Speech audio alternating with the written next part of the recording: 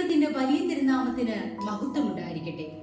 കർത്താവിൽ എന്റെ മാതാപിതാക്കളെ, സഹോദരങ്ങളെ, കർത്താവായ യേശുക്രിസ്തു കാൽവരി ക്രൂശിൽ നമുക്ക് വേണ്ടി യാഗമായതിനാൽ നാം പരസ്പരം സഹോദരങ്ങളായി, ഒരപ്പന്റെ മക്കളായി, ഒരേ മേശയിലെ അവകാശികളായി, അങ്ങനെ മക്കളും സഹോദരങ്ങളുമായി നിത്യജീവൻ എന്ന ഒരേ ലക്ഷ്യത്തിനായി നാം മുമ്പോട്ട് നീങ്ങുമ്പോൾ നമ്മളെ സഹായിക്കുന്ന പല ഘടകങ്ങളുണ്ടെങ്കിലും കൂടുമ്പോൾ ഇമ്പമുണ്ടാകേണ്ടുന്ന കുടുംബത്തിൽ രൂപപ്പെടുന്ന കുടുംബ പ്രാർത്ഥനകളാണ് അതിനേറ്റവും അധികം പ്രാധാന്യം വഹിക്കുന്നത്. കുടുംബ പ്രാർത്ഥനയുടെ പ്രാധാന്യം എന്ന വിഷയത്തെ പറ്റി ഒരല്പസമയം നമുക്ക് ചിന്തിക്കാം. ഏവർക്കും സ്വാഗതം. ഒന്നാമതായി, കുടുംബ പ്രാർത്ഥന എപ്പോൾ എങ്ങനെ ക്രമീകരിക്കപ്പെടണം? കൃത്യമായ സമയത്ത് കൃത്യമായ ഒരുക്കത്തോടുകൂടി ക്രമീകരിക്കപ്പെടുന്ന കുടുംബ പ്രാർത്ഥന നിഷ്ഠയുള്ള പ്രാർത്ഥനാ ജീവിതം നയിക്കുവാൻ ഓരോ കുടുംബാംഗങ്ങളെയും സഹായിക്കും. നാം എപ്പോ കൂടുമ്പോഴും പ്രാർത്ഥനകൾക്കുള്ള വേദികൾ ഉണ്ടെങ്കിലും ഏറ്റവും കുറഞ്ഞത് 2 നേരമെങ്കിലും പ്രാർത്ഥിക്കുവാൻ നമുക്ക് സാധിക്കണം. പ്രഭാതത്തിലും പ്രദോഷത്തിലും മറക്കാതെ നമുക്ക് കുടുംബമായി പ്രാർത്ഥിക്കാം. സങ്കീർത്തനങ്ങളുടെ പുസ്തകം 5-ാം അധ്യായം അതിന്റെ 3-ാം വാക്യത്തിൽ ദാവീദ് രാജാവ് ഇപ്രകാരമാണ് പ്രാർത്ഥിക്കുന്നത്: യഹോവേ, രാവിലെ എന്റെ പ്രാർത്ഥന കേൾക്കണമേ. രാവിലെ ഞാൻ ഒരുങ്ങി നിനക്കായി കാത്തിരിക്കുന്നു. ഇത് രാവിലത്തെ പ്രാർത്ഥനയുടെ പ്രാധാന്യം മനസ്സിലാക്കുന്ന വചനമാണ്. ആവർത്തന പുസ്തകം 8-ാം അധ്യായം അതിന്റെ 10-ാം വാക്യത്തിൽ ഇപ്രകാരം പറയുകയാണ്: നീ ഭക്ഷിച്ച് തൃപ്തിയാകുമ്പോൾ ദൈവം നിനക്ക് തന്നിരിക്കുന്ന നല്ല ദേശത്തെ കുറിച്ച് നീ അവന് സ്തോത്രം അർപ്പിക്കണം. ഇത് ദൈവം നമുക്ക് തന്നിരിക്കുന്ന എല്ലാ നന്മകൾക്കും നാം അവന് നന്ദി അർപ്പിക്കണം എന്നുള്ളതിനെ ചൂണ്ടിക്കാട്ടുന്ന വചനഭാഗമാണ്. അതിനാൽ പ്രഭാതത്തിലും പ്രദോഷത്തിലും കൃത്യമായി നമുക്ക് പ്രാർത്ഥിക്കാം.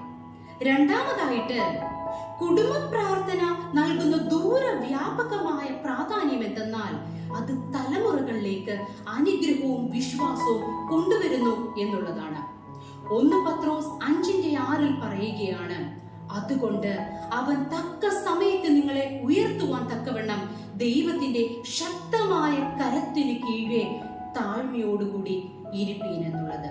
പൊടുന്നനെ ഉയർന്നു വരുന്ന അനുഗ്രഹങ്ങൾക്കും ഇമവെട്ടുന്ന നിമിഷം കൊണ്ട് നശിച്ചു പോകുന്ന നശ്വരമായ അനുഗ്രഹങ്ങൾക്ക് വേണ്ടിയുള്ളതല്ല, ശാശ്വതമായി നിലനിൽക്കുന്ന അനുഗ്രഹങ്ങൾക്ക് വേണ്ടിയാകണം നമ്മുടെ കുടുംബ പ്രാർത്ഥനകൾ. ഇത് നമ്മുടെ തലമുറകളിലേക്ക് വിശ്വാസം പകരുന്നതിന് കാരണമായി തീരും. A family prayer serves as a cornerstone for faith and it's as a strong foundation for coming generation. മൂന്നാമതായിട്ട്, കുടുംബ പ്രാർത്ഥന പ്രതിസന്ധികളെ അതിജീവിക്കുവാനും ഐക്യത്തോടുകൂടി കുടുംബത്തെ നിലനിർത്തുവാനും സഹായിക്കുന്നു. പ്രാർത്ഥനയാലും ഉപവാസത്താലും അല്ലാതെ ഈ ജാതി നീങ്ങി പോവുകയില്ല എന്ന് കർത്താവ് പറയുമ്പോൾ അവൻ ഒരു വാഗ്ദത്ത വചനത്തിലേക്ക് വിരൽ ചൂണ്ടുന്നുണ്ട്. വിശുദ്ധ മത്തായി എഴുതിയ സുവിശേഷം 18-ാം അധ്യായം 20-ാം വാക്യത്തിൽ പറയുകയാണ്: 2 or 3 പേർ എന്റെ നാമത്തിൽ ഒരുമിച്ച് കൂടുന്നതിന്റെ നടുവിൽ ഞാനുണ്ട്. 2 പേർ ഐക്യമെത്തിപ്പെട്ട് എന്ത് ചോദിച്ചാലും സ്വർഗത്തിൽ നിന്ന് നിങ്ങൾക്കത് ലഭിക്കും. ഇത് കുടുംബ പ്രാർത്ഥനയുടെ പ്രാധാന്യം ഏറ്റവും അധികം കാണിക്കുന്ന ഒരവസരമാണ്.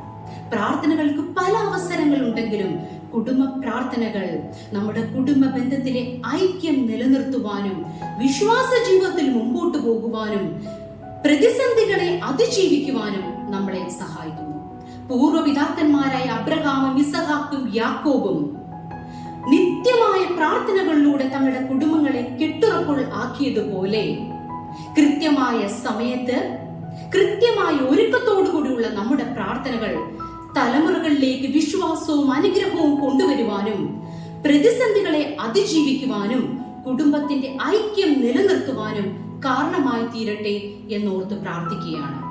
അതുകൊണ്ടാണ് ഇപ്രകാരം പറയുന്നത്: A family that praise together will stay together. നാം ഏത് ദേശത്തായിരുന്നാലും നമ്മുടെ കുടുംബം ഒരു മലമേൽ പ്രകാശിക്കുന്ന ഒരു ദീപം പോലെ ആയിരുന്ന് തലമുറകൾക്ക് ദേശത്തിന് അനുഗ്രഹമായി തീരട്ടെ എന്ന് പ്രാർത്ഥിച്ചുകൊണ്ട് നിർത്തുന്നു. നന്ദി, നമസ്കാരം.